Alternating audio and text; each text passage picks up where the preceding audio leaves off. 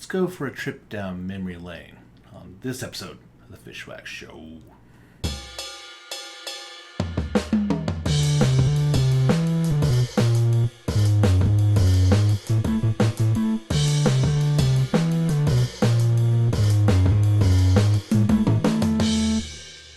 Alright, so we're going to go down memory lane, but first, I want to announce to you, we have a sponsor. Today's episode is sponsored by Poor Trav's Blue Circle Deli and Market in beautiful Elizabethton, Tennessee. You the man, Trav. I have my Elizabethton, Tennessee Covered Bridge Run shirt. So, go get a sandwich there, man. They're good. And I am giving you this special Fishwax viewer perk. If you mention the Fishwax show, he will give you an extra napkin. Oh. So check them out. Blue Circle Market in Deli, Elizabethton, Tennessee. So, memories. Good memories. Back in the day.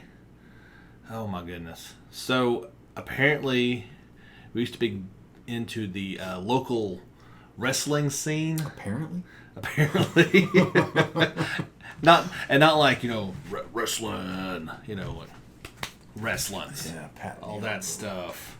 There was quite a big, I can't remember the official name for it, but they pretty much rented out the local fire hall on Friday night. We just called it Hickory Tree Wrestling. Yes, that's where it was, at the old fire squad there Should in Hickory we say Tree. any names? I don't think we should say I any names. don't think that. I don't want any repercussion from those guys. Those guys made fun of tough us. guys. Yeah. They were.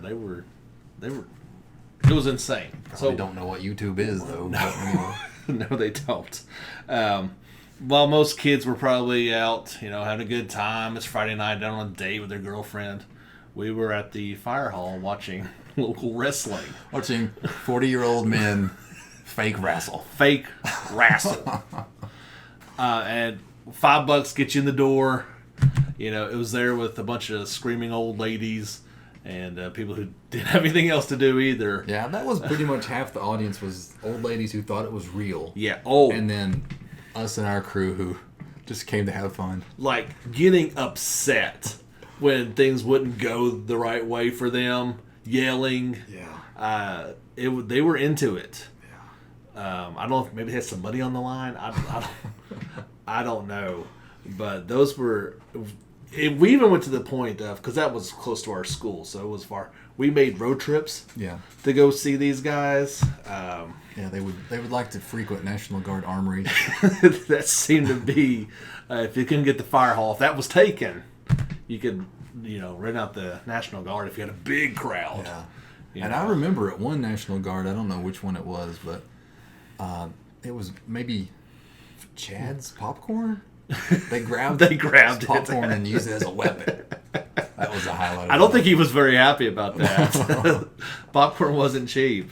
And, so we were really into wrestling, and in fact, we were so into wrestling that I incorporated it into my graduation ceremony. Mm-hmm. You were not content with just walking across the stage. It is what it is, and that's what happened. No, I didn't want to just walk across the stage. We were into the local wrestling, but we also watched, WWF and WCW at the time. We watched. We paid money to watch. We could pay-per-views and everything. Yeah. So we loved The Rock. He was one of our favorites, and his finishing move was the people's elbow. Yes. He would take off an elbow pad, make a big scene, throw it in the audience, and then drop the elbow, the people's elbow. Looking back on it, wasn't much of a super move. No, and the person had plenty of time to recover while he danced around, but that's the point of it, right? It's all about the show. Yeah, it's all about the show. So I was going to put on a show at graduation. Mm-hmm. I had 2 elbow pads on under my gown. Yes. Nobody could really see it. I walk up on stage, and the principal hands me the diploma case, which didn't have the actual diploma in it. Piece of paper in it. So I throw the diploma down. Or the case. The diploma's not in there. No disrespect to the diploma. Just, I've got to put on the show like The Rock. Yes. It was my opponent that had been laid to waste, and I was going to drop the people's elbow up on it. So then I removed the the elbow pad and throw it into the crowd, the audience. Mm-hmm. And then I do the rock people's elbow thing.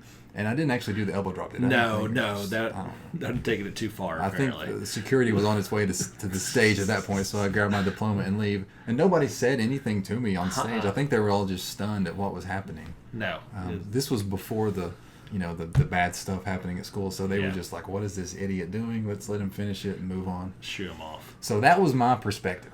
I throw the elbow pad into the audience. Mm-hmm. I'm done. I'm going home. I'm going on with the rest of my life. Now, high school's over. Yeah. So that's the end of my story. Now, I guess mine was the opposite perspective. Yeah. I think we talked about this. You were going to do something to the effect, so we knew it was coming. Did you wear you didn't have the championship belt on underneath there, but just the elbow.